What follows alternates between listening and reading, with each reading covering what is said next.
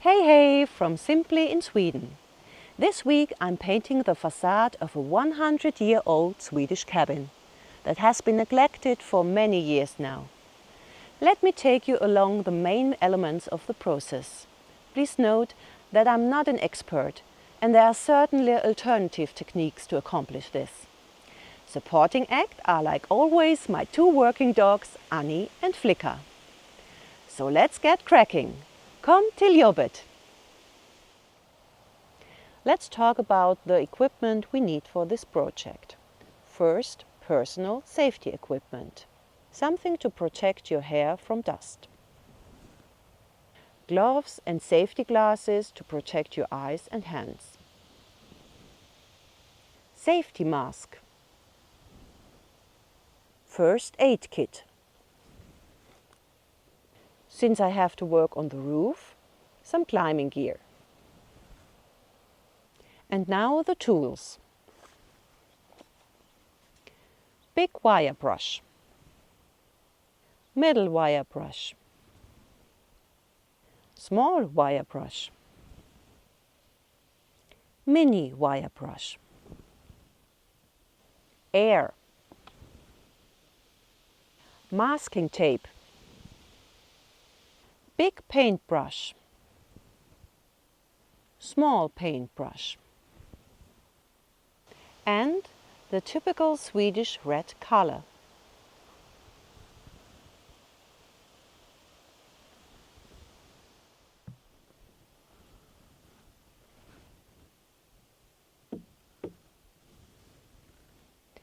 I made a little inspection of the facade and the wood is in a quite good condition. Nothing is rotten, only a little bit dirty. To protect the wood of the facade, I simply use some old winter socks.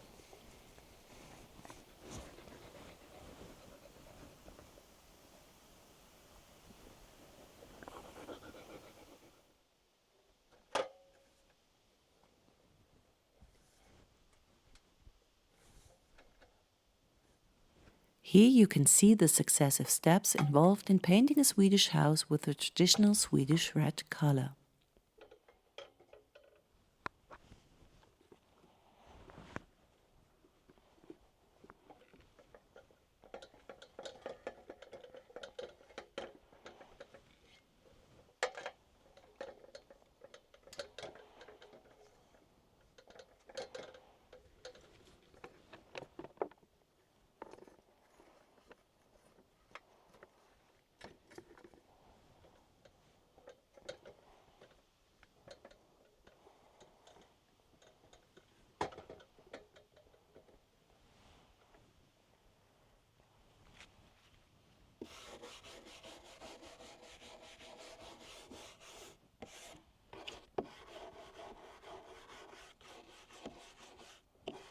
At the beginning, it is necessary to brush off the loose layers of the old paint with a wire brush. Breathing and eye protection is essential at this point. The loose dust can be easily removed with compressed air. Fortunately, the facade of this house is not affected by fungi and moss. Therefore, no special antifungal agent needs to be used here.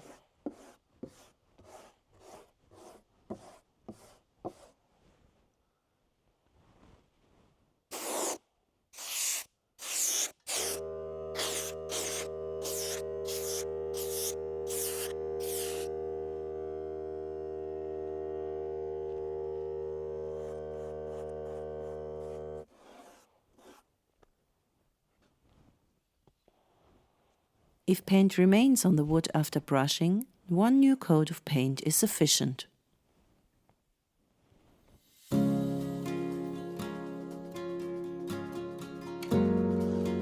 It's advisable to tape around the windows and areas adjacent to other colors with masking tape. This makes the following painting work much easier.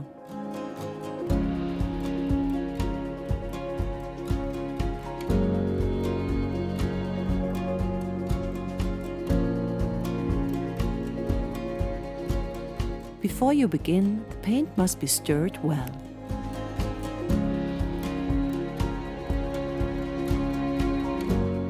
paint with high-quality brushes, designed specially for this kind of paint. The color is applied by hand, richly, but not too thickly.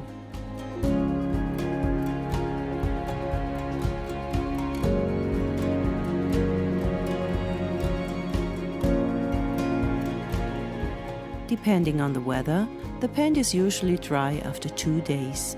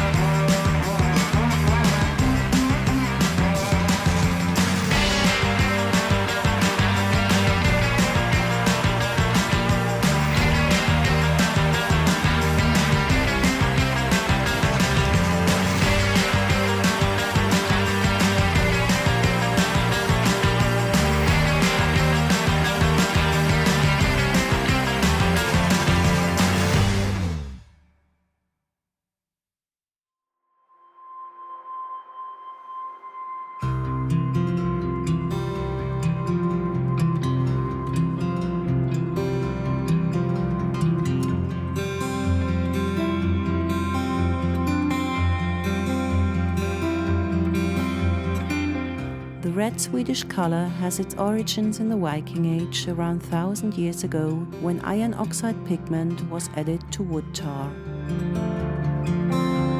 About 400 years ago, red paint began its triumph in Sweden, An iron oxide pigment was also extracted as a byproduct of the once largest copper mine in the world, in Falun. This was mixed with water, flour, linseed oil to create a color. The wooden houses that predominate in Sweden were given a coat of paint that was reminiscent of the brick buildings of wealthy Central Europeans. Over the centuries, this became Sweden's national color for house building and is still the traditional color for wooden houses in rural areas today.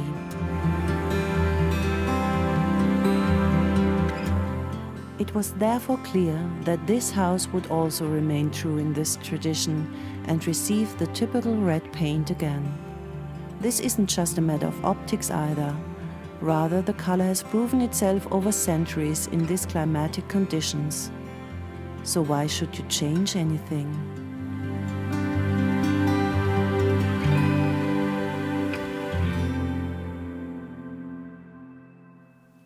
So, it took me almost 2 weeks to brush, mask and paint one layer over the battered wood.